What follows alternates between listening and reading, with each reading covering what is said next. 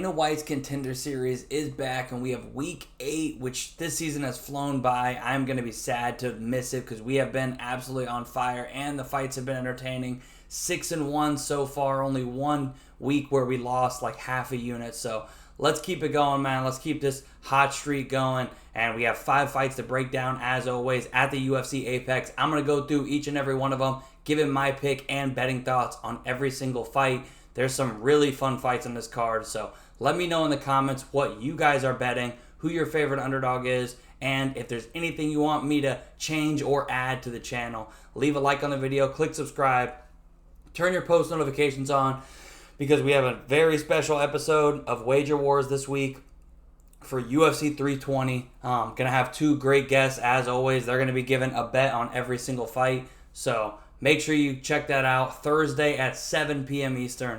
So a little early, an hour early this week. Don't miss out on that episode. And if you're looking for a new sports book or you want to support the podcast, man, check out Bet105. Use my code CodyMMA.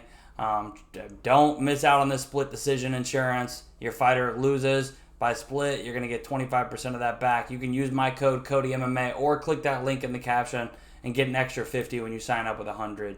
All right, let's get into it, man. First fight on the card, we got Rashid Vagabov taking on Paula Da Silva. Biggest favorite on the card, I believe. And,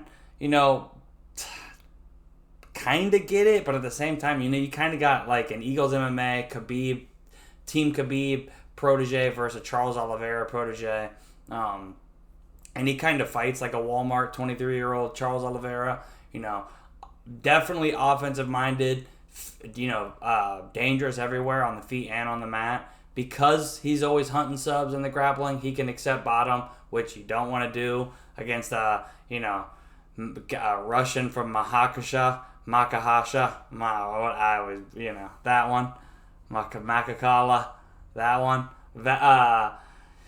Team Khabib, yeah, and both these guys are solid grapplers, but it's just Vagabov who I think is going to be the one getting on top. It's really about the striking. Can Da Silva, catch him coming in, and I do think he's dangerous. I just think Vagabov is the type of guy who he's just going to get on one of these single legs and be able to take a shot or two. So he should win, man. Do I think the line probably? It's Contender Series, man.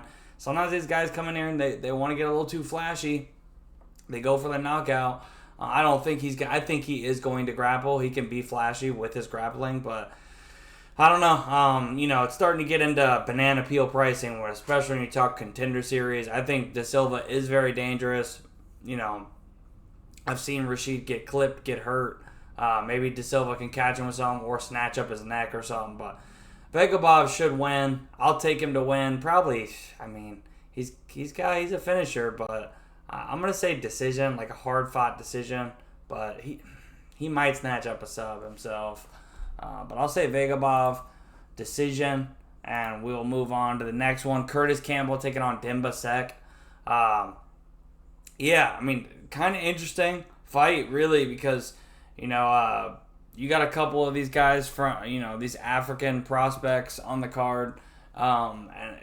It's kind of similar because there's not a whole lot of grappling, especially jiu-jitsu out there. But, there's plenty of striking martial arts, kickboxing, boxing, other type of, striking arts out there. And, Sek's striking looks pretty solid. He's definitely got power. He's athletic. He's fast. He's the bigger guy. He's going to hit harder. He has all the advantages on the feet. It's really just a matter of can he keep it there.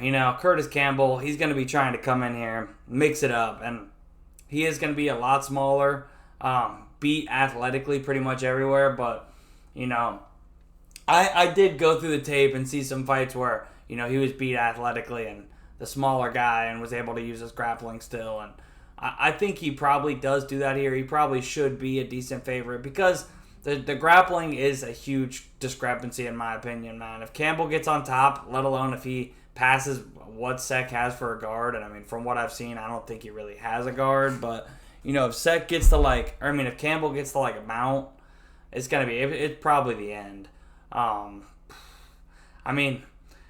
I really do think this is another one where it's like it's still a 23-year-old who is still the smaller, less athletic, slower guy who's got to come in here on Contender Series and fight to a game plan, and he's a big favorite. I mean, Sek definitely could catch him with something and knock him out. The better fighters, Campbell, he should be the favorite, but, like the first fight, I do feel like line's getting a little wide. So I'll pick Campbell. I'll take him by sub, but, yeah, I mean, definitely wouldn't be trying to parlay those first two people.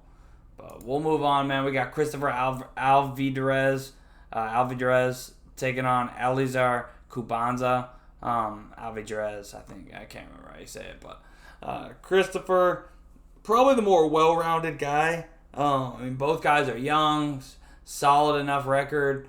And Alvidrez's only loss, it was this, I went back and watched this. I mean, two 1-0 guys, and the guy's still undefeated. I mean, looks solid enough. Had a couple amateur fights too. Solid fighter, honestly. Actually, just beat Takashi Sato. Respect. A little unorthodox, always moving. Switching stances, kicks, punches. Doesn't have a ton of power, but pretty big frame, and seems like he's got a solid gas tank. Pushed a pretty good pace, training out of the goat shed, pretty solid enough gym, especially because it's another one of these, he's fighting from the Democratic Republic of Congo. I don't know any of these guys that he's training with that I saw him posting with and stuff, but definitely, obviously, a freak athlete, crazy, explosive and strong, and, hits like a truck. And, if he gets on top of you, yeah, the ground and pound can be dangerous, but it's not very technical. It's just, dude's a freak. I really want to see some of these guys come to America or come somewhere where they can get more grappling, especially like the jiu-jitsu at least, to be defensive. Some takedown defense, some American wrestling, some jiu-jitsu, but, he's definitely the more physically gifted of the two, even though Christopher pretty big, honestly. I don't know. I think this fight's going to be, it's interesting because I do understand, I think Cubanza probably should be the favorite. But I don't know. I think this one, it's not as wide as the first two. But I honestly do feel like this probably still a little bit wide. These first three fights, man, I don't think this is a bad card. And Contender Series isn't always like this. We've seen plenty of cards where it's like, where I can't say the same. But I really actually think this might be one where you take like two or three of these underdogs and, I think they got a good chance of cashing. I think, Cubanza just off physical, because they're probably both strikers at the end of the day, even though I really hope Christopher mixes in some grappling, especially obviously if I bet him. But because of that, this starts on the feet, and I don't think he's some great wrestler, Cubanza probably should. I'd probably line him like minus 170 though. So I think the line is wide. Maybe minus 200. I don't know, but I'll take Cubanza. I'll take him by, I'll say knockout, but man, Alvidrez, he's pretty freaking dangerous. Pretty durable. So, I don't know, man. I think some of these underdogs are going to be barking, but we'll move on to the next one, man. We got Louis Jourdain taking on Magno Diaz. You probably recognize the name here. You got Charles Jourdain, brother. And, fight's kind of similar to him. Two of his three losses by submission. It does seem like his grappling is getting better. He's definitely a striker. Likes to use his kicks. Doesn't have a crazy amount of power, but he's big for the division. And he can still finish you with just kind of, overwhelm you over, either over time or just, hit you with enough good ones. His striking is pretty solid for sure, pretty technical, pretty well-rounded, decent amount of different tools he'll throw, but, I don't think his grappling's great, but I do think it's getting better. His takedown defense has gotten better. And I don't think Diaz, he's a fighting nerd, so I'm sure he's got some grappling, but, and I've seen a little bit, but, I just don't know if I can count on him to come out, There was a big size difference in that Lee fight, Sosa, and I, that was easy work. But I don't think Jourdain, he's not like a friggin' skeleton like Lee. And I don't know. I don't know if Diaz has quite the. I don't know if he's gonna mix it up. I think he will try to do a little grappling, but I think he mainly likes to strike himself. So, I think Jourdain is the rightful favorite. It's not, the line's not too wide, but yeah, I think Jourdain should be the favorite. He's gonna outsize him a ton. I think they're gonna predominantly strike. So I'll lean Jourdain, but I could see Diaz getting one back for the fighting nerds. They need it, but I'll say Jourdain gets it done here. I think they're going to primarily strike, and I think Jourdain's the better striker and the much bigger guy, man. He's huge for the division. But we can move on to the main event, man. We got Vitor Costa taking on Daniel Pinas.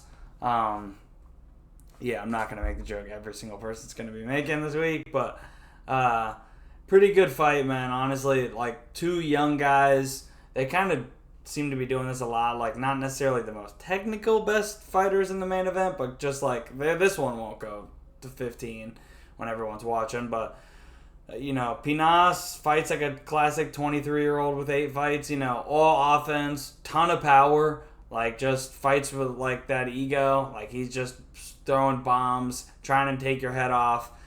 And he takes most of these guys' head off. But if he doesn't, I think this guy definitely, especially at this point of his career, will be somebody who probably does get tired, does get grappled.